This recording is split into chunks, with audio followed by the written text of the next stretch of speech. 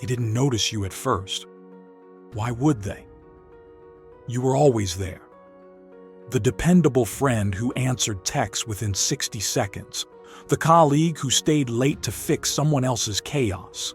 The sibling who smoothed every awkward family dinner with a well-timed joke.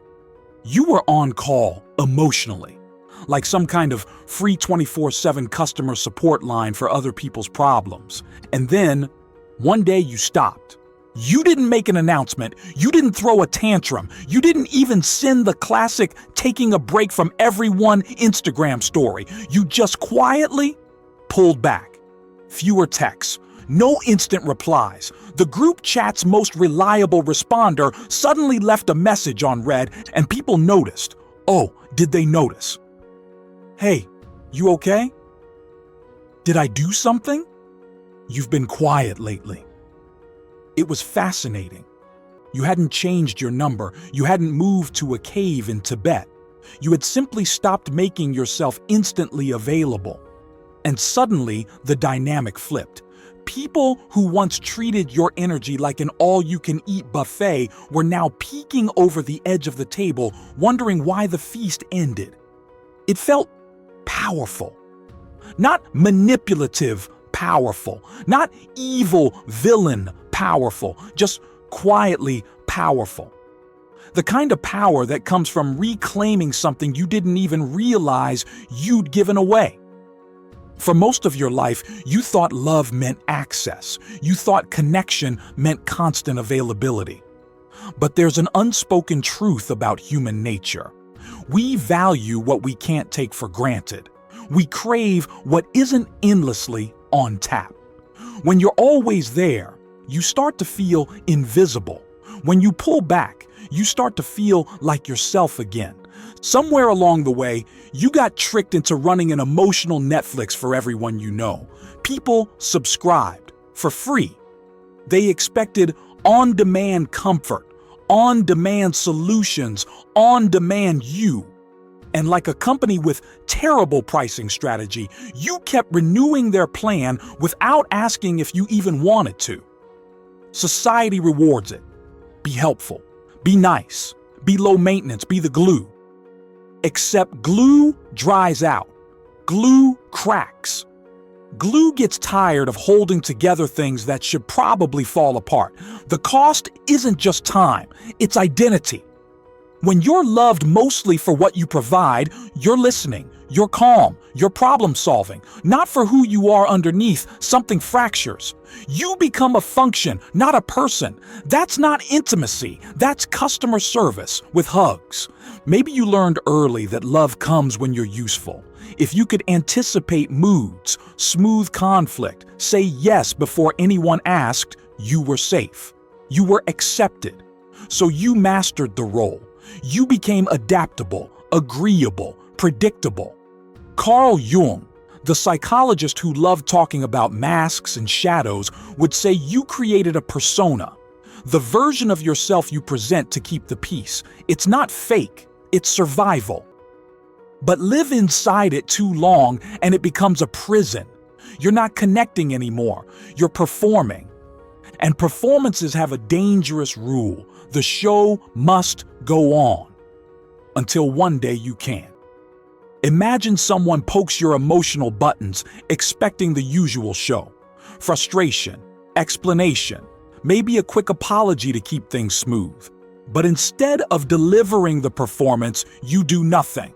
No defense, no elaborate explanation, no paragraph-long text clarifying your feelings. Just calm, uncomfortable silence. It's not stonewalling. It's not passive aggression. It's simply opting out of the script. Watch what happens next. The person who counted on your predictability suddenly doesn't know their lines. Their control collapses. The drama fizzles. And you feel a strange, exhilarating relief. Turns out, the real emotional currency wasn't your love. It was your reaction. The minute you stop reacting on cue, the economy shifts. Suddenly your presence feels valuable again. Mostly to you. Here's the uncomfortable truth. People don't always respect your time. They respect your availability, your willingness to drop everything, your ability to absorb their chaos. But time, your sacred, limited, one-way only time, often goes unconsidered. You've been spending that currency recklessly. Every yes, every late night, sure I'll listen, every boundary softened because guilt showed up at the door.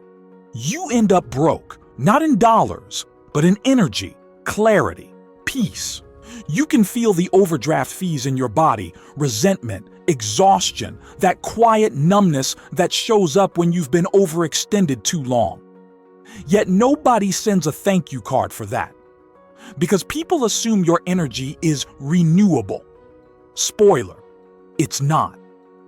Somewhere, you were told that self-sacrifice equals love. That saying yes when you're screaming no inside makes you good, generous, worthy. But that belief is spiritual quicksand. Every forced yes lowers your frequency. Not in some mystical way, but in a very real, nervous system burnout way. And what do you attract when you constantly broadcast, "I'm available no matter what it costs me"? People who love availability more than they love you. That's why you wake up one day surrounded by folks who rely on your usefulness but don't truly know you. They don't even realize they're doing it. But your invisible generosity trained them well. At first, being indispensable feels flattering. You're the go-to friend, the one everyone calls in a crisis. Your phone lights up like a Christmas tree every time someone's world falls apart. It makes you feel valuable. Until you realize it's conditional. The love is tied to the service. Stop the service and watch how quickly the warmth cools. Suddenly you're selfish, changed, not like you used to be. They're not mad that you set a boundary. They're mad they lost control of the character you were playing. And this, right here, is where so many people fold. They panic. They rush back into the role because losing belonging feels scarier than losing themselves. But if you push past that fear, something miraculous happens. When you finally say no, when you step out of the performance, life gets very quiet. At first, that quiet is terrifying. You're used to the noise, the texts, the calls, the constant validation that you matter because you're needed. Silence feels like rejection. But it's not rejection, it's space. Space to remember who you are when you're not performing. Space to hear your own thoughts without the static of everyone else's emergencies. Space to rebuild from truth instead of approval. It's not about cutting everyone off and living like a hermit, unless that's your thing. It's about creating space to detox from others' expectations, stop reflexively saying yes, and realize solitude isn't punishment, it's preparation.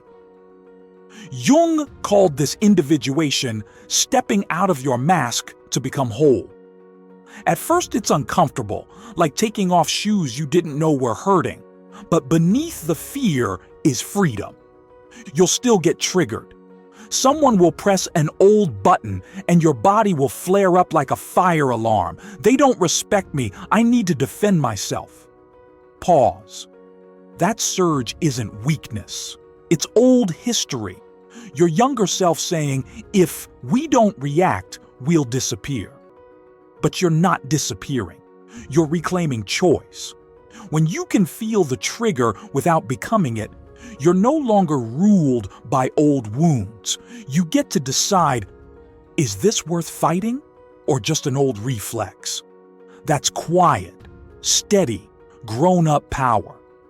Not every conversation deserves your words, and not every listener deserves your truth. Explaining yourself to someone determined to misunderstand isn't communication. It's unpaid damage control. Your voice is valuable, so spend it wisely. Speak where you're safe and respected. Stay silent where you're not. Silence isn't coldness, it's conservation. When you stop explaining to those who drain you, you don't get harder, you get wiser. Healing isn't about adding more habits, hustle, or proving. It's about subtracting, pulling your energy back from what drains you, letting dead dynamics go, and saying no without a presentation. At first, it feels like loss. You may even grieve old versions of yourself, the fixer, the pleaser, the tireless helper. But grief is the doorway to freedom. Beyond it is a self that no longer chases, explains, or trades peace for proximity. This isn't a shinier, better you. It's the real one that's been buried under others' needs. The one who creates instead of copes, attracts instead of begs, and acts from wholeness, not fear. Reclaim this power and life feels lighter, not perfect or drama-free, but grounded. You stop running on fear of being too much, not enough, or left behind. You stop paying rent in someone else's emotional economy. You speak less, but with more weight. You stop defending every boundary, knowing they don't need debate, just enforcement. You move differently, breathe differently, and no longer need to be needed to feel worthy. Some people will drift away. Let them. They were attached to the mask, not the real you. The ones who truly see you will stay and may love you even more for the stillness, honesty, and quiet strength that replace the old performance. The less you explain yourself, the more clearly the right people understand you. If this feels uncomfortably familiar, if you've been the emotional subscription service, the on-call fixer, the quietly exhausted hero, take this as your permission slip. Pull back. Say no. Let the phone ring. Sit in the silence long enough to remember who you were before you became everyone's emergency plan. You don't owe the world endless access to your energy. You don't have to audition for love. You're not here to be consumed. You're here to exist fully, imperfectly, unapologetically, and the ones meant for you won't fear your boundaries. They'll respect and cherish them. True power doesn't shout or over-explain.